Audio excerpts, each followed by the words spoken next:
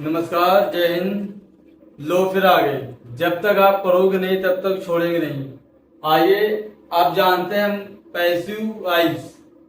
आज हम पढ़ेंगे कि इंपरेटिव टेंस की पैसिव वॉइस कैसे बनते हैं। इससे पहले वाली क्लास में हम पढ़े थे कि टेंसों की पैसिव वॉइस कैसे बनती है। ये हमारे पैसिव वॉइस लिखे हैं जो कि इंपरेटिव टेंस के कुछ नियम हैं। जरा समझो आप। हम सबसे पहले कैसे पहचानेंगे कि हमारा जो टेंस है वो इंपरेटिव सेंटेंस है। उसमें ना तो कोई कर्ता होगा और ना ही सहायक क्रिया, और ये देखने में एकदम आप समझ जाओगे, ना तो उसमें कर्ता होगा ना ही सहायक क्रिया। जरा समझो आप। इसमें सबसे पहले अगर वाक्य होगा साधारण या फिर डू नॉट से प्रारंभ होगा, या तो नेवर या ऑलवेज आएगा, या इट इज टाइम से प्रारंभ होगा, या फिर प्लीज या काइंडली आएगा। आइए इन नियमों को बारी बारी से समझते हैं। पहला नियम हमारा कहता है कि जब वाक्य साधारण हो तो सबसे पहले let plus object plus be plus main verb की थर्ड फॉर्म। अब जैसे यहाँ पे आ गया है डू इट, तो ये वाक्य देखने में ही साधारण लग रहा है। अब सबसे पहले इसमें हम लिख देंगे लेट, तो यहाँ लिख देंगे लेट। उसके बाद ऑब्जेक्ट, अब ऑब्जेक्ट में इसमें है इट, तो इट लिख देंगे। उसके बाद लिखा है बी, तो बी लिख दो। फिर मेन वर्ब की थर्ड फॉर्म, अब डू का थर्ड फॉर्म हो जाएगा डन, और ये बन गया। अब अगला नियम हमारा कहता है जब वाक्य डू नॉट से प्रारंभ हो तो let plus object plus not plus be plus main verb की थर्ड फॉर्म। अब यहाँ आ गया है do not tell a lie, झूठ मत बोलो। हालांकि आप सारे काम झूठ बोल के ही होते हैं, तो इसमें सबसे पहले हम लिखेंगे लेट, तो यहाँ लिख देंगे लेट। उसके बाद ऑब्जेक्ट, ऑब्जेक्ट में है अलाई, तो अलाई को उठा लाएंगे हम। उसके बाद लिखा है नॉट, तो नॉट लिख देंगे। उसके बाद लिखा है बी, तो बी लिख देंगे। अब टेल का थर्ड फॉर्म हो जाएगा टोल्ड। अब यहाँ पे हम डू का डन नहीं करेंगे क्योंकि ये तो डू नॉट तो आया ही था, मेन वर्ब हमारा तो टेल है, इसीलिए यहाँ पे टोल्ड कर दिया।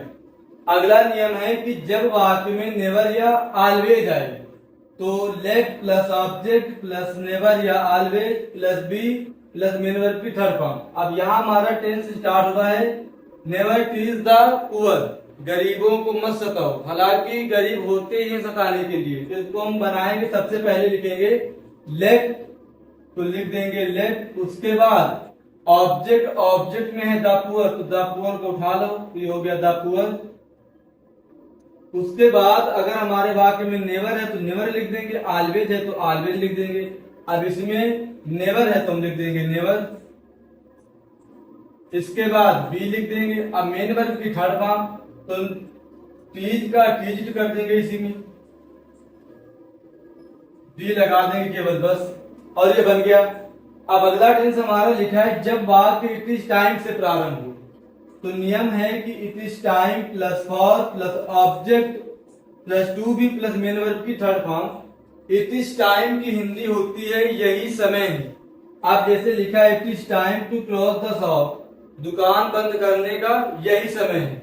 सबसे पहले हम इट इज टाइम का जैसे लिखा है उसको वैसे ही लिख देंगे, इट इज टाइम। उसके बाद लिखेंगे फॉर, तो फॉर लिख देंगे। अब लिखा है ऑब्जेक्ट, अब इसमें ऑब्जेक्ट है द शॉप, तो द शॉप लिख देंगे। उसके बाद है टू बी, तो यहां लिख देंगे हम टू बी। अब मेन वर्ब की थर्ड फॉर्म, अब यहाँ पे मेन वर्ब हमारा है क्लोज, जब थर्ड फॉर्म लिखेंगे तो हो जाएगा क्लोज, और ये बन गया। और एक नियम है जब वाक्य में प्लीज या काइंडली आए तो पैसिव वॉइस को यू आर रिक्वेस्टेड टू से प्रारंभ करते हैं तथा प्लीज या काइंडली को हटा देते हैं। जैसे एक हमारा टेंस लिखा है प्लीज हेल्प मी, कृपया मेरी सहायता करें, तो इसमें सबसे पहले हम प्लीज के स्थान पे लिखेंगे यू आर रिक्वेस्टेड टू, तो यहाँ पे लिख देंगे हम यू आर रिक्वेस्टेड टू। अब प्लीज को छोड़ के जो कुछ भी लिखा है लिख देंगे, तो यहाँ पे लिखा है हेल्प मी, तो ऐसे ही लिख देंगे हेल्प मी, और ये बन गया। तो बस इंपरेटिव सेंटेंस में इतने ही है। एक बार और आप समझो। इससे पहले हम पढ़े थे टेंसों की पैसिव वॉइस, और ये हमारा लास्ट था जो कि था इंपरेटिव सेंटेंस। अब यहीं से पैसिव वॉइस के नियम फिनिश होते हैं। बाकी मिलते हैं आपसे अगली क्लास में।